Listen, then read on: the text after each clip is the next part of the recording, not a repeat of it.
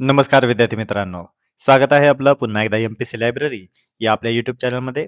आज आहे 12 डिसेंबर 2025. सुरू करूयात आजच्या चालू घडामोडी. आज आपण पाहणार आहोत 2025च्या फॉर्म्युला 1 वर्ल्ड चॅम्पियनशिपचा विजेता कोण ठरलेला आहे? मायक्रोसॉफ्ट भारतामध्ये एकूण किती गुंतवणूक करणार आहे? 2025चा PETA person of the year हा पुरस्कार कोणाला भेटलेला आहे? या संपूर्ण महत्त्वपूर्ण चालू घडामोडी व्यवस्थितपणे समजून घेण्यासाठी व्हिडिओ शेवटपर्यंत अवश्य पहा. सुरू करूया कालच्या एका प्रश्नाने. काल व्हिडिओच्या शेवटी मी तुम्हाला एक प्रश्न विचारलेला होता. दिवाळी समाविष्ट झाल्यानंतर भारताचे एकूण अमूर्त सांस्कृतिक वारसे आता किती झालेले आहेत? तर यासाठीचे योग्य उत्तर आहे पर्याय क्रमांक 3, 16. विद्यार्थी मित्रांनो, नुकतेच युनेस्कोने भारताच्या दिवाळी या सणाला आता एक अमूर्त सांस्कृतिक वारसा हा दर्जा दिलेला आहे आणि या कारणामुळे आता भारताचे एकूण अमूर्त सांस्कृतिक वारसे हे 16 झालेले आहेत, जे संपूर्ण जगभरामध्ये सर्वाधिक आहेत. म्हणजेच जर उद्या आपल्याला प्रश्न आला, की जगामध्ये सर्वाधिक अमूर्त सांस्कृतिक वारसे हे कोणत्या देशाकडे आहेत? तर त्याचं योग्य उत्तर असेल आपला भारत. तर विद्यार्थी मित्रांनो, ही महत्त्वपूर्ण घडामोडी आहे. आपण कालच्या व्हिडिओमध्ये याबद्दल सविस्तर अशी चर्चा ऑलरेडी केलेली आहे. आता आपण आजच्या दिनविशेषला सुरू करूया. आज आहे 12 डिसेंबर. 12 डिसेंबर 2002. 86वी घटनादुरुस्ती आजच्या दिवशी संमत झालेली होती. 86वी घटनादुरुस्ती ही शिक्षणाचा अधिकार देते. शिक्षणाचा अधिकार हा भारतीय राज्यघटनेमध्ये कलम 21A अंतर्गत नमूद आहे. तर लक्षात घ्या, 12 डिसेंबर 2002 86वी घटनादुरुस्ती. 12 डिसेंबर 1882 आनंदमठ या बंकिमचंद्र यांच्या कादंबरीचे प्रकाशन आजच्या दिवशी झालेले होते. याच कादंबरीमध्ये वंदे मातरम हे गीत देखील लिखित आहे. 12 डिसेंबर 1911 दिल्ली ही भारताची राजधानी करण्यात आली. याआधी कोलकाता ही भारताची राजधानी होती आणि त्यानंतर आता 1911 मध्ये 12 डिसेंबर 1911 या दिवशी दिल्ली या ठिकाणी भारताची राजधानी शिफ्ट करण्यात आली. 12 डिसेंबर 1872 राजकीय नेते, हिंदू महासभेचे संस्थापक आणि नाशिक येथील भोसला मिलिटरी स्कूलचे संस्थापक डॉक्टर बाळकृष्ण शिवराम मुंजे यांचा आज जन्मदिवस. बाजूच्या चित्रामध्ये तुम्ही मुंजे यांचं छायाचित्र पाहतच आहात. 12 डिसेंबर 1930 परदेशी मालाविरुद्ध निदर्शने करताना हुतात्मा बाबू गेनू याचा मोटारीखाली चिरडून निधन. तर लक्षात घ्या, 12 डिसेंबर अतिशय महत्त्वाचा दिवस आहे. या व्यतिरिक्तही अनेक मोठे मोठे पॉलिटिशियन्सचा आज तसेच क्रीडापटू आणि अभिनेते यांचा देखील आज जन्मदिवस आहे. परंतु आपल्याला परीक्षेच्या अनुषंगाने या ठिकाणी जेवढे काही दिलेले आहेत हे आपल्याला महत्त्वाचे आहेत. त्यामुळे लक्षात घ्या, 12 डिसेंबर दिनविशेष अतिशय महत्त्वाचे आहेत. आता आपण आजच्या चालू घडामोडींना सविस्तरपणे सुरू करूया. प्रश्न क्रमांक पहिला.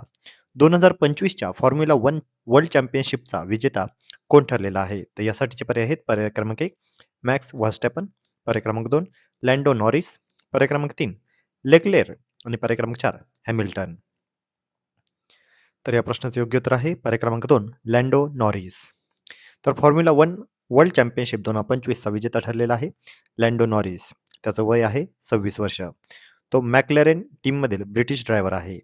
2025 ही 76वी विजेती आवृत्ती आहे फॉर्म्युला 1ची. नॉरिस हा F1 इतिहासातील 35वा ड्रायव्हर आहे. ब्रिटनमधील 11वा तो ड्रायव्हर आहे ज्याने हा सन्मान मिळवलेला आहे. ही स्पर्धा 16 मार्च ते 7 डिसेंबर 2025 या कालावधीमध्ये पार पडलेली आहे. फॉर्म्युला 1 वर्ल्ड चॅम्पियनशिप 2025 विजेता ठरलेला आहे लँडो नॉरिस. पुढचा प्रश्न. 2025चा PETA person of the year हा पुरस्कार कोणाला मिळालेला आहे? यासाठीचे पर्याय आहेत पर्याय क्रमांक 1 प्रियंका चोप्रा, पर्याय क्रमांक 2 अनुष्का शर्मा, पर्याय क्रमांक 3 रवीना टंडन आणि पर्याय क्रमांक 4 जॉन अब्राहिम. तर या प्रश्नाचे योग्य उत्तर आहे पर्याय क्रमांक 3 रवीना टंडन. तर रवीना टंडन हिला 2025चा पेटाचा पर्सन ऑफ द इयर हा पुरस्कार भेटलेला आहे. 7 डिसेंबर 2025 या दिवशी तिला या पुरस्काराने सन्मानित करण्यात आले. पेटा इंडिया काय आहे? तर people for ethical treatment of animals. प्राणी हक्कांसाठी उत्कृष्ट कार्य केल्याबद्दल त्यांना हा पुरस्कार देण्यात येतो. पेटाने दिलेले पुरस्कार 2025चे कोणते आहेत? तर प्रियंका कोलवेकर जिला व्हॉलंटियर ऑफ द इयर हा पुरस्कार भेटलेला आहे. तर कोलकाता या शहराला मोस्ट व्हीगन फ्रेंडली सिटी म्हणून घोषित केलेले आहे. तर लक्षात घ्या, हे दोन्हीही आपल्याला फॅक्ट्स माहिती असणं आवश्यक आहे. PETA person of the year Raveena Tandon, volunteer of the year Priyanka Kolwekar आणि most vegan friendly city Kolkata. पुढचा प्रश्न. गोल्ड कार्ड व्हिसा हे कोणत्या देशाचे नवीन इमिग्रेशन प्रोग्राम आहे? यासाठीचे पर्याय आहेत पर्याय क्रमांक 1 UK, पर्याय क्रमांक 2 कॅनडा, पर्याय क्रमांक 3 ऑस्ट्रेलिया आणि पर्याय क्रमांक 4 अमेरिका. तर या प्रश्नाचे योग्य उत्तर आहे पर्याय क्रमांक 4 अमेरिका. तर नुकतेच अमेरिकेतील एक नवीन इमिग्रेशन व्हिसा प्रोग्राम समोर आलेला आहे, ज्याचं नाव आहे गोल्ड कार्ड व्हिसा. यामुळे श्रीमंत परदेशी नागरिक किंवा कुशल कर्मचारी अमेरिकेमध्ये कायमस्वरूपी राहू शकतात. अमेरिकेमध्ये अमर्याद राहण्याचा अधिकार या व्हिसामार्फत देण्यात येत आहे. EB-1 किंवा EB-2 व्हिसाप्रमाणे हे व्हिसा कार्ड असणार आहे. आणि विशेष बाब म्हणजे हे लगेच काही आठवड्यात मंजूर देखील होत आहे.